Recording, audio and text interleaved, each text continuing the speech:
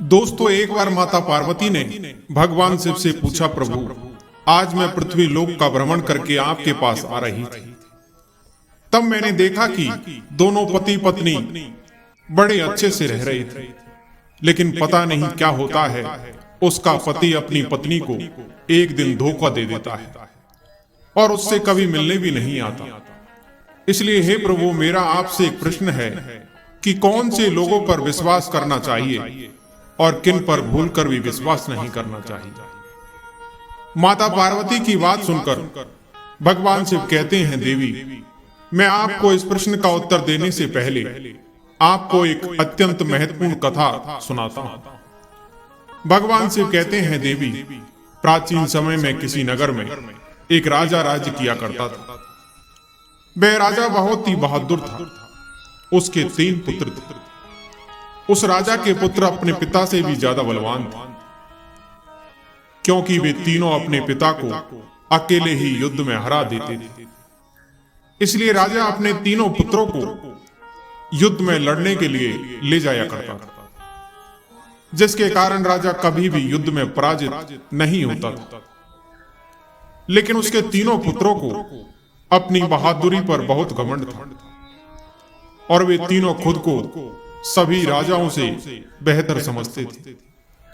एक दिन राजा ने अपने तीनों पुत्रों को अपने पास बुलाया और उनसे कहा कि बेटा, तुम सब निश्चित ही बलवान हो, युद्ध की नीतियों में पारंगत हो, लेकिन तुम मेरी एक बात याद रखना, तुम तीनों भूलकर भी नगर की सीमा वाले वन में नहीं जाना, वरना तुम्हारे साथ अनर्थ हो जाएगा। बाकी तुम सभी किसी भी नगर की तरफ जा सकते हो। फिर तीनों राजकुमार अपने अपने कमरे में चले जाते हैं और आराम करने लगते हैं, किंतु अपने पिता की बात को लेकर वे तीनों बहुत ही आश्चर्य में थे। वे अपने मन में सोचने लगे कि आखिर इस नगर की सीमा पार वाले जंगल में ऐसा क्या है जिससे हमारे पिताजी इतना डर रहे हैं। हमें तो लगता है कि वहां चलकर देखना चाहिए। ऐसे ही कुछ विचार राजा के उन तीनों राजकुमारों के मन में उठ रहे थे और इसी तरह से सोते हुए उन्हें कब नींद आ गई उन्हें पता ही नहीं चला। फिर जब सुबह हुई और वे तीनों राजकुमार उठकर एक दूसरे से मिलते हैं, उसके बाद अपने सभी नित्य कर्म करने के बाद वे तीनों राजकुमार शिकार करने के लिए अपने अपने घोड़े पर सवार होकर महल से बाहर वन की तरफ निकल जाते हैं। किंतु बहुत देर तक शिकार की तलाश करने के बाद भी उन्हें कोई भी शिकार नहीं मिलता है। तब उन तीनों राजकुमारों में से सबसे छोटा राजकुमार बड़े वाले राजकुमार से कहता है कि भाई, लगता है कि इस वन में हमको कोई भी जानवर शिकार करने के लिए नहीं मिलेगा। क्यों ना हम सीमा पार वाले वन में चलकर देखें, शायद वहां पर हमें कोई शिकार करने के लिए मिल ही जाए। उस छोटे वाले राजकुमार की बात सुनकर बड़ा वाला राजकुमार उससे कहता है कि क्या तुम पागल हो? पिताजी ने साफ साफ मना किया है। भगवान शिव कहते हैं, देवी वह छोटा राजकुमार बहुत ही शरारती स्वभाव का था, इसलिए वह बोलने में भी बहुत तेज था। उसके बाद वह बड़े वाले राजकुमार से कहता है, भाई मुझे लगता है कि पिताजी उस वन के राजा से युद्ध में पराजित हो गए होंगे, इसलिए वह हमें उस वन में जाने से रोक रहे हैं और वह यह समझते हैं कि शायद वह हमें भी युद्ध में पराजित कर देगा। यह बात सुनकर बाकी के दोनों बड़े राजकुमारों ने अपने छोटे भाई पर क्रोधित हो जाते हैं। वह छोटे वाला राजकुमार आगे कहता है, लेकिन आप ही सोचिए कि अगर हम उस वन के राजा को युद्ध में पराजित कर दें, तब हमारी कितनी प्रशंसा होगी, और जब पिताजी को यह पता चलेगा कि हमने उसके शत्रु को युद्ध में पराजित कर दिया है, तब पिताजी कितना प्रसन्न होंगे। फिर जब उन दोनों बड़े राजकुमारों ने उस छोटे राजकुमार की बात सुनी, तब उनका क्रोध थोड़ा शांत हो गया और वे दोनों बड़े राजकुमार उस छोटे वाले राजकुमार की बात को मान लेते हैं। फिर वे तीनों राजकुमार उस वन में पहुंच जाते हैं। उस वन का दृश्य बहुत ही मनमोहक था, क्योंकि उस वन की चारों तरफ हरियाली ही हरियाली दिखाई दे रही थी। लेकिन उस वन में उन्हें कोई भी जानवर दिखाई नहीं दे रहा था, और वे तीनों राजकुमार उस वन में बहुत देर तक शिकार की तलाश करते रहे, किंतु उन्हें उस वन में भी शिकार करने के लिए कोई शिकार नहीं मिल रहा था। इसलिए वे तीनों राजकुमार बहुत ही चिंतित हो जाते हैं और आपस में बात करने लगते हैं कि आखिर इस वन के सभी जानवर गए तो कहां गए। भगवान शिव कहते हैं, देवी, फिर बहुत देर तक शिकार की तलाश करने के बावजूद भी उन्हें कोई भी जानवर शिकार करने के लिए नहीं मिलता है, और कई घंटे से शिकार की तलाश करते करते उन तीनों राजकुमारों को बहुत जोर से प्यास लगने लगी। इसलिए वे तीनों राजकुमार एक वृक्ष के नीचे खड़े होकर विश्राम करने लगे। लेकिन उनकी प्यास कम नहीं हो रही थी, बल्कि और भी तेज हो गई। अब उनके कंठ भी सूखने लगे और धीरे धीरे शाम होने लगी थी। इसलिए उस वन के चारों ओर धीरे धीरे अंधेरा छाने लगा। तब बड़े राजकुमार ने कहा कि ऐसे तो हम सभी की मृत्यु प्यास के कारण हो ही जाएगी, इसलिए हमें तुरंत ही जल की तलाश करनी चाहिए। तभी अचानक से सबसे छोटा राजकुमार एक वृक्ष पर चढ़कर उस वन के चारों तरफ अपनी नजर घुमाता है। तब उसे उस वन के किनारे पर एक घर दिखाई देता है। उस घर के सामने आग भी जल रही थी। यह दृश्य देखकर वह छोटा राजकुमार उस वृक्ष से नीचे उतर जाता है और बड़े राजकुमार से कहता है कि भाई, आप चिंता मत करिए, क्योंकि अब आपकी प्यास मिटने वाली है। तब दोनों बड़े राजकुमारों ने उससे पूछा कि क्या हुआ, तुमने ऐसा क्या देख लिया जिसके कारण इतना प्रसन्न हो रहे हो। तब उसने जवाब देते हुए कहा कि भाई, मैंने इस वृक्ष के ऊपर चढ़कर देखा है कि इस वन से कुछ दूरी पर एक घर है और उस घर के सामने आग भी जल रही है। अगर उस घर के सामने आग जल रही है, तब तो उस घर में कोई तो वहां अवश्य होगा जिसने आग लगाई होगी, और शायद उस घर में जल भी होगा। इसलिए मैं तो आपसे कहता हूं कि हमें उस घर के पास अवश्य जाना चाहिए, जिससे हम सभी थोड़ा थोड़ा जल ग्रहण कर सकें। अपने छोटे भाई की बात सुनकर वे तीनों राजकुमार बहुत ही प्रसन्न हो जाते और उसे अपने गले से लगा लेते। फिर उसके बाद में तीनों राजकुमार उस घर के समीप जाते हैं। तब उन्हें रास्ते में एक कुआं दिखाई देता है। उस कुएं को देखकर वे तीनों राजकुमार बहुत ही प्रसन्न हो जाते हैं और अपने मन में सोचने लगते हैं कि अब तो हमें पीने के लिए बहुत सारा पानी मिलेगा। फिर उन तीनों राजकुमारों ने कुएं के अंदर झांक कर देखा। तब उन्होंने देखा कि कुआं तो जल से पूरी तरह से भरा हुआ है, लेकिन पानी कुएं के बहुत नीचे था और कुएं के पास एक बाल्टी भी रखी हुई थी, परंतु उस बाल्टी में रस्सी नहीं बांधी हुई थी। अब वे तीनों राजकुमार अपने मन में सोचने लगे कि पानी तो मिल गया है, किंतु बिना रस्सी के इस कुएं से जल कैसे निकाला जाए, और अगर हमें सही समय पर अपनी प्यास बुझाने के लिए थोड़ा सा जल नहीं मिलेगा, तब प्यास के कारण हमारी तो यहां मृत्यु ही हो जाएगी। फिर बड़े राजकुमार ने छोटे राजकुमार से कहा कि जाओ उस घर में पूछ कर आओ। जब यहां कुआं है तो उस घर के अंदर कोई ना कोई अवश्य रहता होगा और कोई ना कोई उस कुएं से जल निकालता होगा, और पानी निकालने के लिए उस घर में रस्सी भी अवश्य होगी। इसलिए तुम जल्दी जाओ और उस घर से रस्सी मांग कर लाओ। आगे भगवान शिव कहते हैं, देवी, फिर वे दोनों बड़े राजकुमार उस कुएं के पास बैठ जाते हैं और इधर छोटा वाला राजकुमार उस घर के द्वार पर रस्सी लेने के लिए पहुंच जाता है। उस घर के पास पहुंचकर उसने आवाज लगाई कि क्या घर में कोई है? सुनिए, आप हमें आपके उस कुएं से जल निकालने के लिए रस्सी दे दीजिए, क्योंकि हम तीनों भाई बहुत प्यासे हैं और अगर हमें समय पर पीने के लिए थोड़ा सा जल नहीं मिलेगा तो प्यास के कारण हमारी मृत्यु हो जाएगी। फिर जैसे ही छोटे राजकुमार ने आवाज लगाई, उसके कुछ देर बाद उस घर के अंदर से एक अत्यंत सुंदर सी स्त्री बाहर निकलती।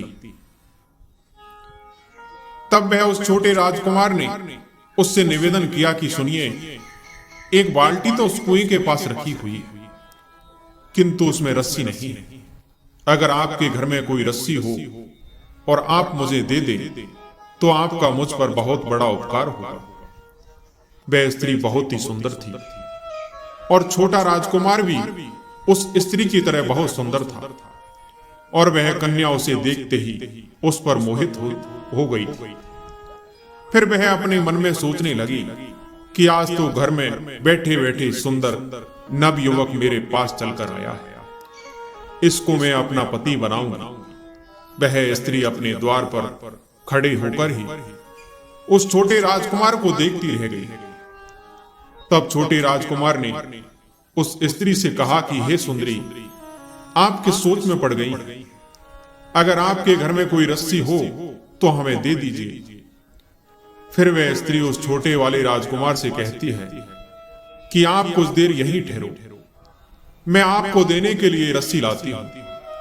तब वह स्त्री उस घर के अंदर जाती है और घर के अंदर पहुंचकर अपनी बहन से कहती है कि बाहर एक नवयुवक खड़ा हुआ है।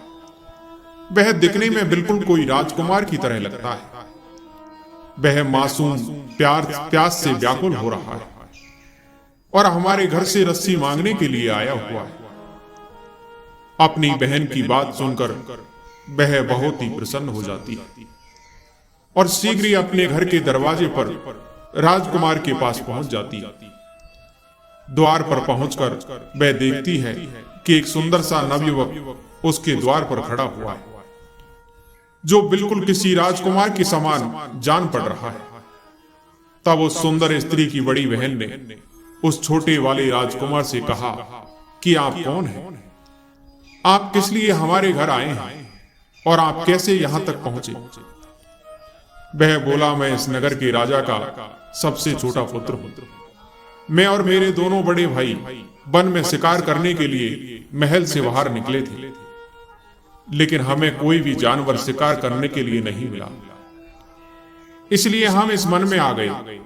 किंतु बहुत देर से शिकार की तलाश करने के कारण हमें बहुत जोर से प्यास लगने लगी। इस वजह से मैं आपके घर से रस्सी मांगने के लिए आया हूं, ताकि हम सभी उस कुएं से जल निकाल सकें, क्योंकि हम तीनों भाई बहुत प्यासे हैं। अगर आप मुझे रस्सी दे देती हैं तो आपका मुझ पर बड़ा उपकार होगा। भगवान शिव कहते हैं, देवी, छोटे राजकुमार की बात सुनकर उस स्त्री की बड़ी बहन कहती है कि रस्सी तो आपको हमारे घर में अवश्य मिल जाएगी, लेकिन आपको मेरी एक शर्त माननी पड़ेगी।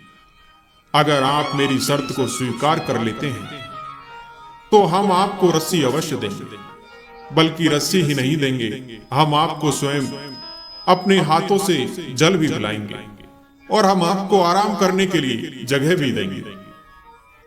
तब वह राजकुमार कहता है कि ठीक है, आप मुझे अपनी शर्त बता दीजिए, जिससे मैं अपने दोनों भाइयों को बता सकूं।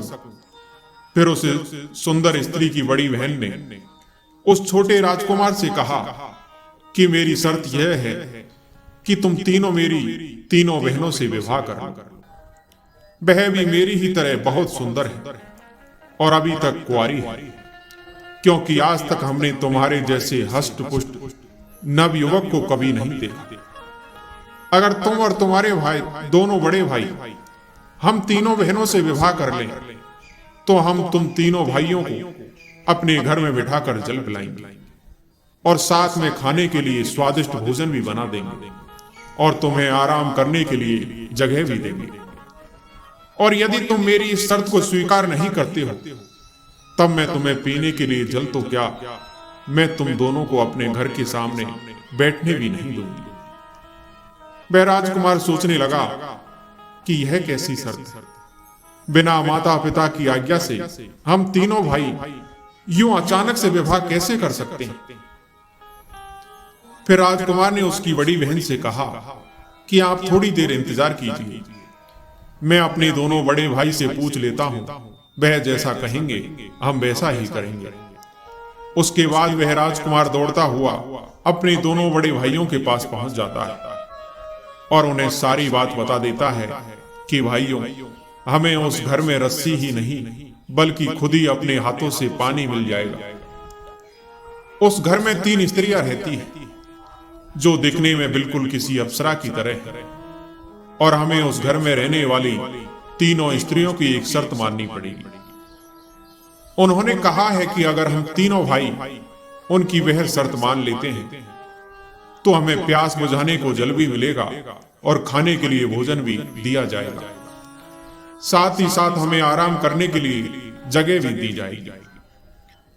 भगवान शिव कहते हैं, देवी, वे तीनों राजकुमार बहुत प्यासे थे, इसलिए उस समय उन्हें कुछ भी समझ में नहीं आ रहा था कि उन्हें क्या करना चाहिए और क्या नहीं।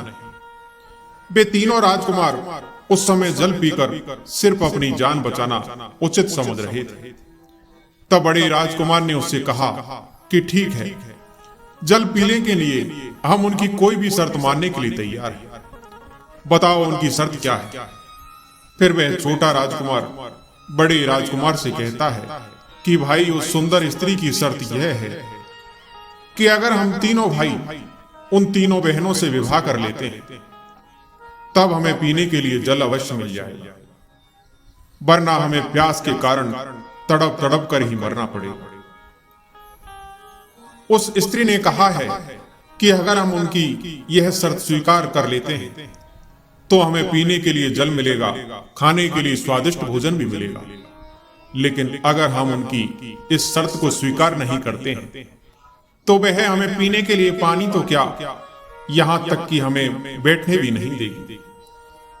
तब वह बड़ा राजकुमार उस छोटे राजकुमार से कहता है कि हम उनसे विवाह कैसे कर सकते हैं, और अगर हम उनसे विवाह कर भी लेते हैं तो हमारे पिताजी हम पर बहुत क्रोधित होंगे, उनकी मान प्रतिष्ठा चली जाएगी। हमारे पिताजी तो हमारा विवाह बड़े बड़े राजाओं की राजकुमारी से करवाना चाहते हैं। छोटा राजकुमार बड़े वाले राजकुमार से कहता है, भाई, अगर हम जीवित रहेंगे तब कहीं हमारे पिताजी हमारा विवाह कराएंगे। क्या आप भूल गए हैं कि अगर हमें शीघ्र पानी पीने के लिए पानी नहीं मिला तो वैसे भी हमारी मृत्यु हो जाएगी। क्यों ना हम अपनी प्यास बुझाते हैं, उसके बाद देखते हैं कि पिताजी क्या करते हैं। और वैसे भी हम एक राजा के पुत्र हैं, हम राजकुमार हैं, इसलिए हम एक ही नहीं कहीं विवाह कर सकते हैं। हमारे पिताजी ने भी कई विवाह कर रखे हैं। तब बड़ा राजकुमार कहता है कि भाई, तुम सही कह रहे हो, अब जो होगा देखा जाएगा। हम पहले इनसे विवाह कर लेते हैं और जल पीकर अपनी प्यास बुझाते हैं, नहीं तो हमारे प्राण निकल जाएंगे। फिर वह तीनों राजकुमार उन तीनों सुंदर स्त्री से विवाह करने के लिए तैयार हो गए। अब वे तीनों राजकुमार उनके घर पर पहुंच जाते हैं और उसकी बड़ी बहन से कहते हैं कि हम तीनों भाई आपकी शर्त मानने के लिए तैयार हैं, आप कृपया करके हमें पीने के लिए जल दे दो। उन तीनों राजकुमारों की बात सुनकर वे तीनों बहनें बहुत प्रसन्न हो जाती और वह उन तीनों राजकुमारों को बड़े प्रेम से जल पिलाने लगती। जल पीने के बाद उनकी प्यास थोड़ी शांत होती है तो वह स्त्रियां जल्दी जल्दी से उन तीनों राजकुमारों के लिए स्वादिष्ट भोजन बनाने लगती, फिर उन्हें बड़े प्रेम से भोजन कराती। आगे भगवान शिव कहते हैं, देवी, उन तीनों राजकुमारों को भोजन खिलाने के बाद वे सुंदर स्त्रियां उन राजकुमारों से कहती हैं कि अब हम विवाह की तैयारी कर लेते हैं, तब तक आप तीनों राजकुमार भी विवाह के लिए तैयार हो जाइए। फिर वह बड़ा राजकुमार अपने मन में सोचने लगा कि अब हमें भोजन पानी तो हमें मिल ही गया है, अब हमें इनकी शर्त मानने की कोई जरूरत नहीं, और हम तीनों भाई इतने ताकतवर हैं कि इन तीनों लड़कियों को उठाकर पटक देंगे। इतना सोचकर बड़े राजकुमार ने उन स्त्रियों से कहा कि देखो, हम में से कोई भी तुम्हारी किसी बहन से विवाह नहीं करना चाहता। हमने तो जल पीने के लिए तुमसे कह दिया था कि हम तीनों भाई आपकी तीनों बहनों से विवाह करने के लिए तैयार हैं, लेकिन हम में से कोई भी भाई अपने पिता से बिना पूछे विवाह नहीं कर सकता। और अब हम यहां से जा रहे हैं। बड़े राजकुमार की इस तरह की बातें सुनकर वे तीनों सुंदर स्त्रियां अपने असली रूप में आ जाती। वे तीनों बहनें एक राक्षसी थी। उनके बड़े बड़े नाखून और बड़े बड़े दांत थे। उनके भयानक रूप को देखकर वे तीनों राजकुमार बहुत ही ज्यादा भयभीत हो जाते हैं और उनसे कहते हैं कि देखो, हमें माफ कर देना, हम तीनों भाई तुम्हारी बहनों से विवाह करने के लिए बिल्कुल तैयार हैं। फिर बड़ा राजकुमार अपने दोनों भाइयों को समझाता है कि भाइयों, यह तीनों राक्षसनी हैं। अगर हम इनकी शर्त नहीं मानेंगे तो निश्चित ही यह तीनों राक्षसनी हमारे प्राण ले लेंगे। फिर तीनों विवाह करने के लिए तैयार हो जाते हैं। उसके बाद उन तीनों राजकुमारों का उन तीनों सुंदर स्त्रियों से विवाह हो जाता है और उन राजकुमारों से विवाह करते ही वे तीनों स्त्रियां बहुत प्रसन्न हो जाती हैं। फिर उनके साथ सुखपूर्वक से रहने लगे। वे प्रतिदिन अपने अपने पतियों के लिए स्वादिष्ट भोजन बनाती थी, जिसे खाकर तीनों राजकुमार हष्टपुष्ट होते चले जा रहे थे। ऐसे ही कई दिन गुजर जाते हैं। फिर एक दिन दोनों बड़े राजकुमार देखते हैं कि हमारा छोटा भाई बहुत ही कमजोर हो चुका है। वह इतना स्वादिष्ट भोजन मिलने के बाद भी कमजोर होता जा रहा है। तब बड़ा वाला राजकुमार छोटे वाले राजकुमार से कहता है कि भाई, तुम्हें क्या हो गया है? क्या तुम्हारा स्वास्थ्य ठीक नहीं है? क्योंकि यहां तो इतना स्वादिष्ट भोजन मिलता है। इतना स्वादिष्ट भोजन मिलने के बाद भी तुम कमजोर क्यों होते चले जा रहे हो? क्या तुम्हें कोई दुख या तकलीफ है? छोटा राजकुमार कहता है, भाई, मेरी पत्नी मुझे प्रेम से भोजन नहीं खिलाती, क्योंकि जब मैं उसके साथ भोजन करने के लिए बैठता हूं तब वह दूसरी तरफ मुंह करके जोर जोर से विलाप करने लगती और उसको विलाप करते हुए देखकर मैं ठीक से भोजन नहीं कर पाता हूं, इसलिए मैं भूखा ही रह जाता हूं और इसी तरह से मैं इतना कमजोर हो गया हूं। लेकिन मुझे यह समझ में नहीं आ रहा है कि जब मैं भोजन करने के लिए बैठता हूं तभी मेरी पत्नी विलाप क्यों करने लगती है और वह मुझे इस तरह विलाप करने का कारण भी नहीं बताती। बड़ा राजकुमार कहता है कि भाई, तुम्हारी पत्नी इस तरह तुम्हें खाने खिलाने समय क्यों विलाप करती है? छोटा राजकुमार अपने बड़े भाई से कहता है कि भाई, मैंने उससे कई बार पूछा है कि मैं जब भोजन करने बैठता हूं तभी तुम क्यों विलाप करती हो, लेकिन वह मुझे इस रहस्य के बारे में कुछ भी नहीं बताती। वह सिर्फ इतना कहकर चुप हो जाती है कि मेरी विलाप करने की आदत है और जब भी मेरा मन करता है तब मैं विलाप करने लगती हूं। वह ऐसा ही कोई ना कोई बहाना बनाकर मेरी बात को टाल देती है।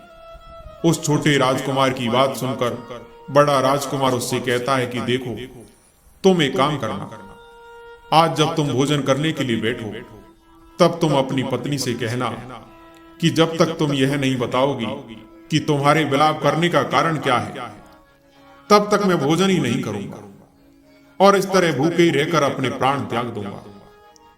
तब वह छोटा राजकुमार अपने बड़े भाई से कहता है कि भैया, मुझे भूखा नहीं मरना है। वैसे ही मैं इतना कमजोर हो गया हूं, लेकिन अगर मैं कुछ भी नहीं खाऊंगा तब मेरी सचमुच में मृत्यु हो जाएगी। फिर बड़ा राजकुमार उससे कहता है कि अरे मूर्ख, तुझे सचमुच में भूखे नहीं मरना है।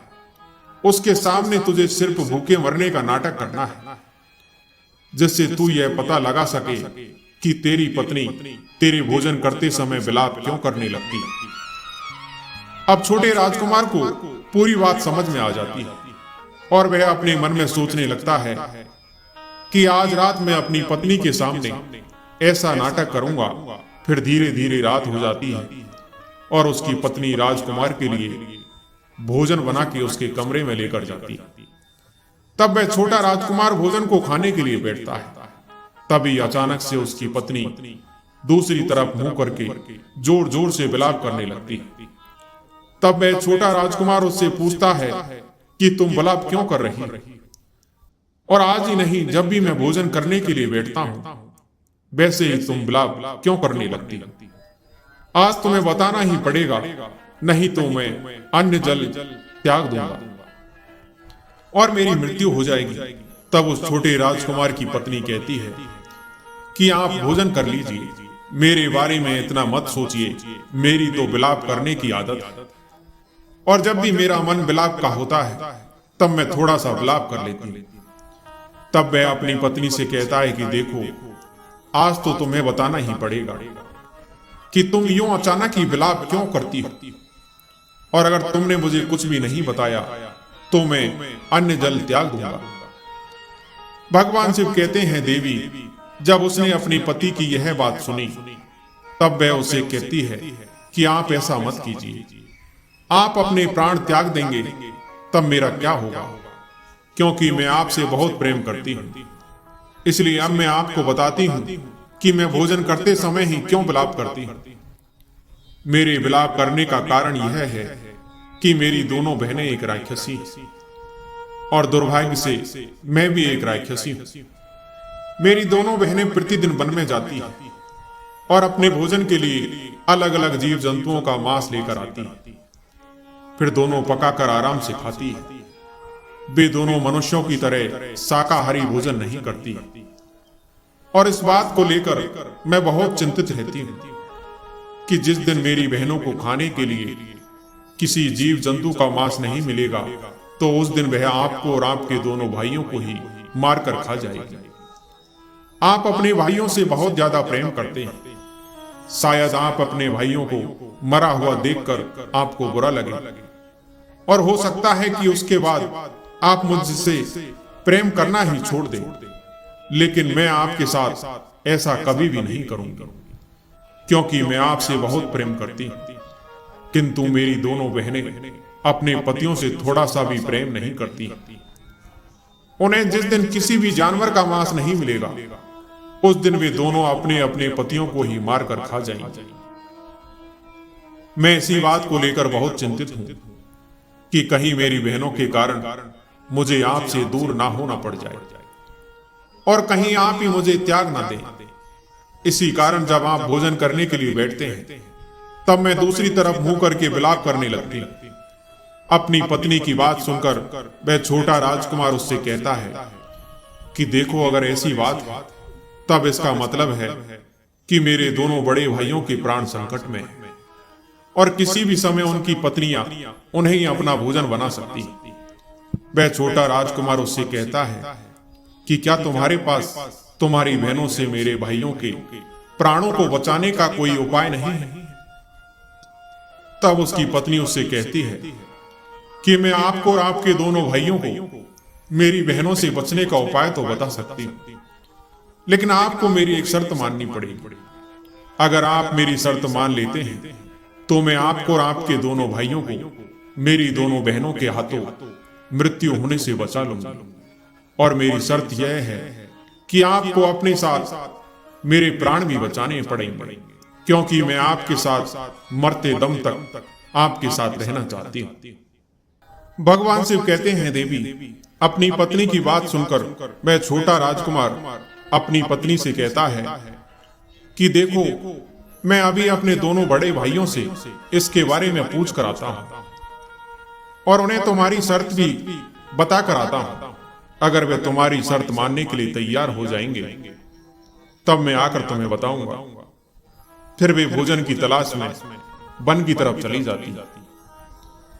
किंतु उस छोटे राजकुमार की पत्नी अपने भोजन की तलाश के लिए कहीं नहीं जाती, बल्कि घर में ही रहती। इधर छोटा राजकुमार अपने दोनों बड़े भाइयों के पास सलाह लेने के लिए आता है और उनसे कहता है कि बड़े भैया, मेरी बात ध्यान से सुनिए।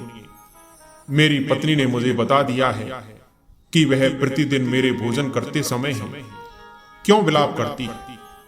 उसने मुझे इस तरह विलाप करने का कारण यह बताया है कि उसकी दोनों बहनें एक राक्षसी हैं और वह प्रतिदिन वन से अपने भोजन के लिए जीव जंतुओं का मांस लेकर आती है, और जिस भी दिन उसकी बहनों को खाने के लिए मांस नहीं मिलेगा, उस दिन वह आप दोनों को ही मारकर खा जाएगी। इसलिए हम सभी के प्राण संकट में। तब बड़ा राजकुमार छोटे राजकुमार से कहता है कि भाई, क्या इस संकट से बचने का कोई उपाय है क्या इन राक्षसों से बचकर कहीं भाग सकते हैं? तब वह छोटा राजकुमार कहता है कि भाई, मैंने पूछ लिया है, लेकिन उसने बताया है कि वह हमें मरने से बचा लेगी, किंतु हमें उसकी एक शर्त माननी पड़ेगी। फिर बीच वाला राजकुमार कहता है कि अरे भाई, तू इस दिन भी एक शर्त लेकर आया था, और तेरी इस शर्त की वजह से आज हम तीनों इतनी बड़ी मुसीबत में फंस गए। अब आज फिर से तू एक शर्त लेकर आया है। तू जाकर अपनी पत्नी को कह दे कि हम उसकी कोई शर्त नहीं मानेंगे। फिर बड़ा राजकुमार कहता है कि अरे, यह समय आपस में बहस करने का नहीं है। अभी हमारे प्राण संकट में है और इसकी पत्नी हमारे प्राण बचा सकती है, तो हमें इसकी पत्नी की शर्त मान लेनी चाहिए।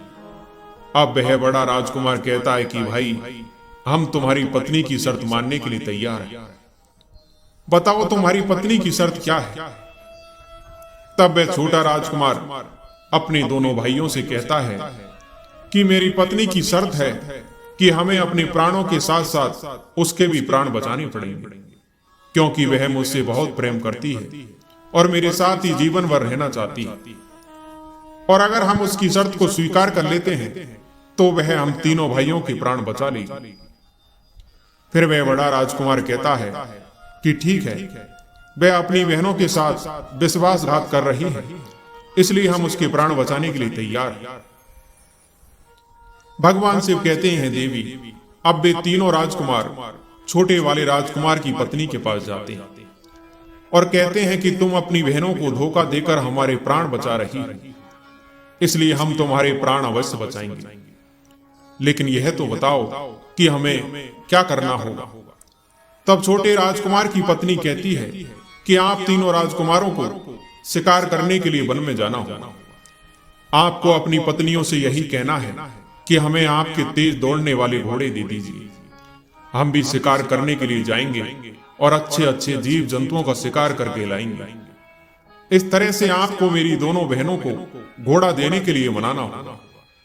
जब मेरी बहनें आपको तेज दौड़ने वाले घोड़े दे देगी, तो आप तीनों भाई उन घोड़ों पर सवार होकर इस वन को पार करके अपने राजमहल में चले जाना। और अगर आप इस बार इस जंगल को पार करके अपने राज्य की सीमा पर पहुंच गए, तब वहां पर मेरी बहनों की शक्तियां काम करना बंद कर देंगी, क्योंकि हमारी शक्तियां सिर्फ इस वन में ही काम करती है और इस वन की सीमा के बाहर हमारी कोई शक्ति काम नहीं करती। अगर आप तीनों राजकुमारों ने एक बार इस वन को पार कर लिया, तो मेरी बहनें आप तीनों भाइयों का कुछ भी नहीं बिगाड़ पाएंगी और आपके प्राण भी बच जाएंगे। अब तीनों राजकुमारों को छोटे राजकुमार की पत्नी की बात अच्छी तरह समझ में आ चुकी थी। फिर उसके दूसरे ही दिन वे दोनों राजकुमार अपनी पत्नियों से उनके तेज दौड़ने वाले घोड़े देने के लिए मना लेते हैं और कहते हैं कि हम वन से आपके लिए आज अच्छे अच्छे शिकार करके लाएंगे।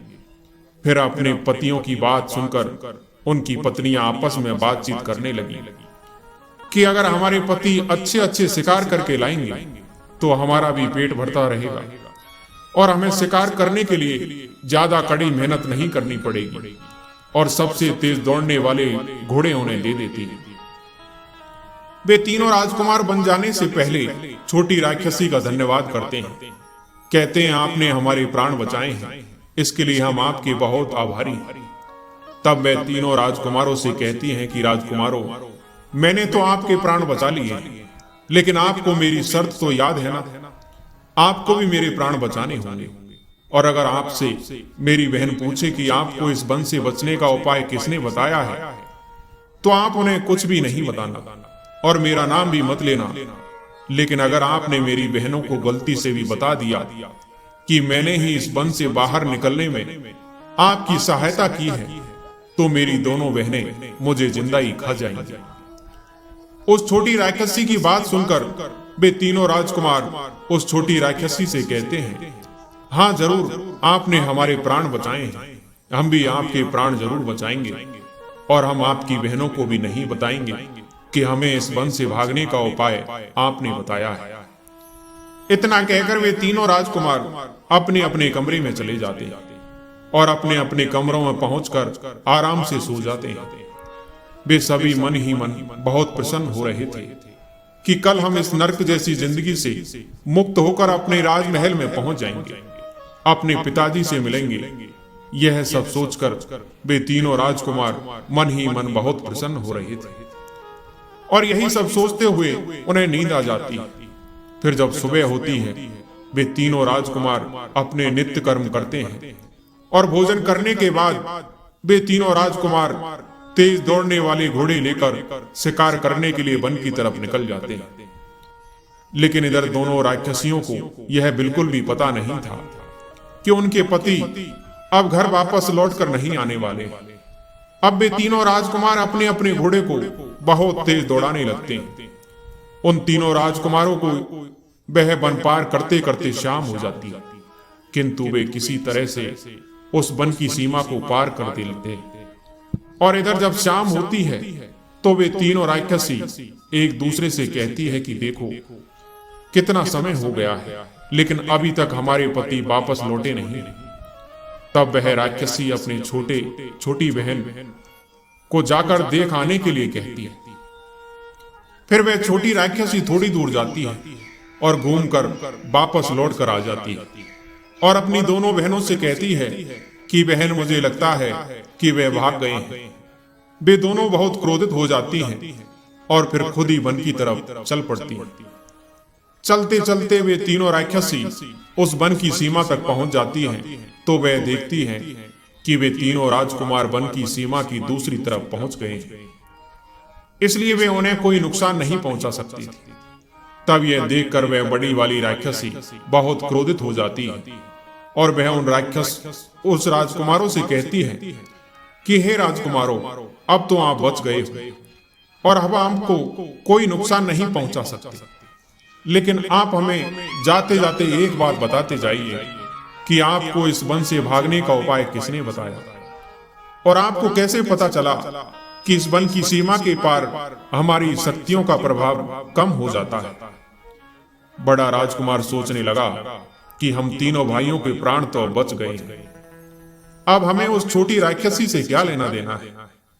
चलो मैं इन्हें बता ही देता हूं कि तुम्हारी छोटी बहन ने तुम्हारे साथ विश्वासघात किया है और उसी ने हमारे प्राण बचाए हैं। वह बड़ा राजकुमार उन राक्षसियों को बताने ही वाला होता है कि तभी वह छोटा राजकुमार उससे कहता है कि भाई, आप ऐसा मत कीजिए, मेरी पत्नी ने हम सबके प्राण बचाए हैं और अंत में हम उसके साथ विश्वासघात नहीं कर सकते। अगर हम ऐसा करेंगे तो हमें बहुत बड़ा पाप लगेगा। लेकिन वह बड़ा राजकुमार क्रोधित था और बहुत ही दुष्ट स्वभाव का था, इसलिए वह उस छोटी राक्षसी की शर्त को भूल गया था। फिर उसने बड़ी राक्षसी से जोर जोर से कहा कि तुम्हारी छोटी बहन ने ही तुम्हारे साथ विश्वासघात किया है और उसी ने हमें तुमसे बचने का उपाय बताया था और रास्ता भी बताया था।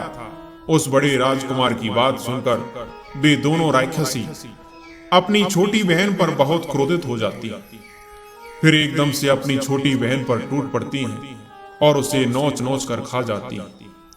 यह देखकर वह छोटा राजकुमार बहुत जोर जोर से विलाप करने लगता है और अपने दोनों भाइयों से कहता है कि भैया, आपने ऐसा क्यों किया? इसने हमारे प्राण बचाए थे, आपको ऐसा नहीं करना चाहिए। तब वह बड़ा राजकुमार छोटे राजकुमार से कहता है कि अरे मूर्ख, इससे हमारा कोई लेना देना नहीं है। यह एक राक्षसी थी, तो इससे इतना प्रेम क्यों करने लगा है? अब हमारे पिताजी तेरा विवाह एक सुंदर राजकुमारी से करेंगे।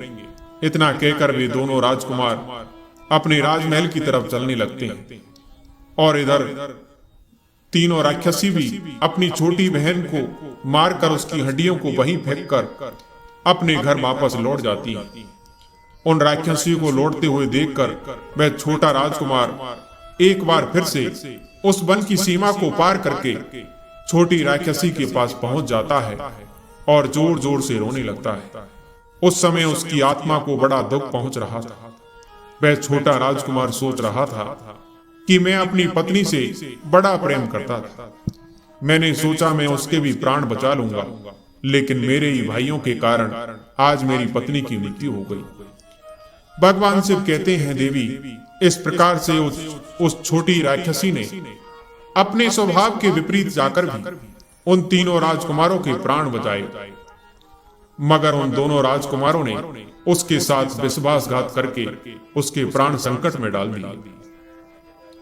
भगवान शिव कहते हैं, देवी, जिन लोगों को शास्त्रों का ज्ञान ना हो, ऐसे व्यक्ति को अच्छे और बुरे का एहसास नहीं होता। ऐसा व्यक्ति अपने फायदे के लिए किसी को भी धोखा दे सकता है।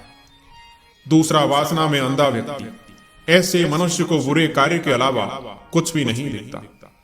ऐसा व्यक्ति अपनी वासना की पूर्ति करने के लिए अपने पूरे परिवार का भी विनाश देख सकता है। ऐसा मनुष्य किसी का सगा नहीं होता और वह व्यक्ति किसी को भी धोखा दे सकता है।